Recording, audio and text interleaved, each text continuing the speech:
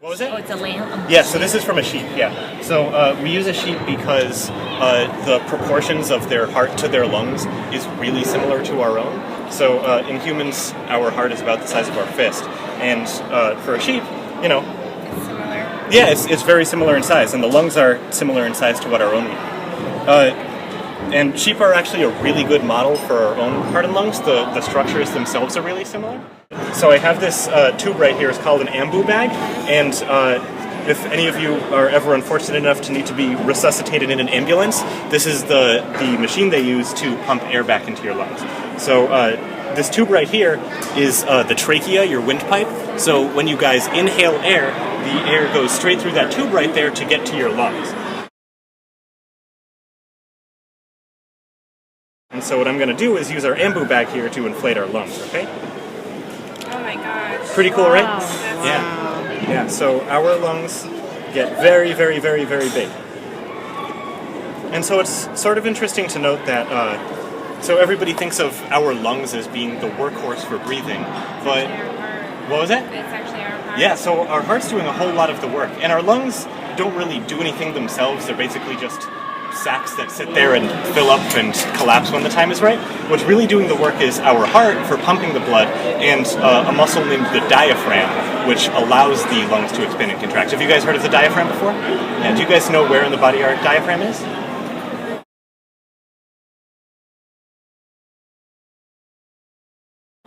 Yeah, right there. So it separates the bottom of your rib cage and yeah, exactly, your stomach. And so every time you breathe, is your diaphragm is pushing down and it's dropping into your stomach.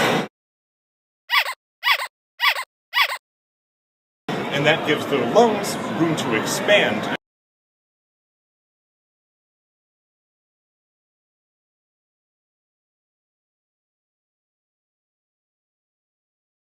So that right there is tendon tissue. So the diaphragm's weird in that, so the center of it is a muscle, and from there it spreads out and is tendinous. And that works out really well because tendons are really good at, yeah, exactly, they're really good at stretching. And so that works really well because if the diaphragm stayed the same size all the time, we wouldn't be able to breathe particularly well. And so when we breathe, that diaphragm contracts and the tendinous part drops into our stomach, our abdomen, and that lets our lungs inflate and fill with air. And so all that air floods into your lungs and causes them to expand. And then all that blood that just got pumped there from the heart goes in and picks up all the oxygen they have in there. And then that oxygen is, the oxygenated blood is pumped through our whole entire body from there. So the veins pump your blood from your whole entire body through that flap right there, and it ends up on the inside of the heart. So you see this big chamber right here? Mm-hmm. Yeah, so blood will go from your veins to that chamber right there. And if blood's going through your veins, it means there's no more oxygen in them. And the heart's job is basically to distribute that oxygen that we get from breathing back to the rest of our body again. And so the blood ends up in here and there's no more oxygen. So from here, it goes, let's see, straight through, see this little opening up here? Right where my finger is? Yes. It's going to go through that and into this tube right here. You guys see this tube right here? So that tube right there connects to both of our lungs. And so the blood gets pumped into our lungs from there. And while it's there, it's going to pick up that oxygen from the air we just breathed in. And so once it picks up that oxygen, it flows right back into the heart. And you see this other flap on this side? Looks sort of the same as the other one? Yep. Yeah, so that right there is how the blood that has now picked up that oxygen enters back into the heart. And it enters, I didn't do a super great job cutting the left side. It enters right up top there, and so from there, this side of the heart is going to contract and pump that blood through our whole entire body. So this room right here is the one that pumps blood just into our lungs, and this one right here is the one that pumps blood through our whole entire body. So do you guys notice any difference in the wall right here and the wall right here? Are they the same size? No, one's thinner. Yeah, so this one's a whole lot thinner, right? Why do you think that could be?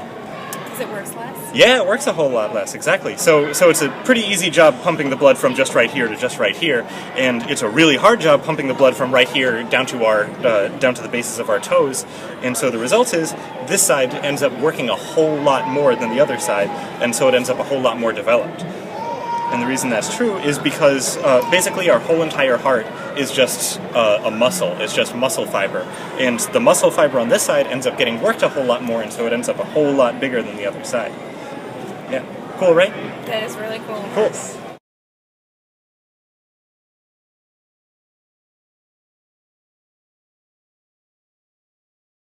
It's actually super impressive how quickly blood is able to get from our heart to basically any other place in the body. It takes less than 20 seconds for your heart to pump an individual blood cell from the heart to anywhere in the body, and for it to sneak all the way back up to the same place in your heart again. 20 seconds. 20 seconds. So from that chamber right there, 20 seconds to go from there through your aorta, all the way down your belly, all the way down your femoral artery, all the way through your posterior femoral artery, all the way down to the tip of your toe, and then all the way back up again. 20 seconds. Unbelievable.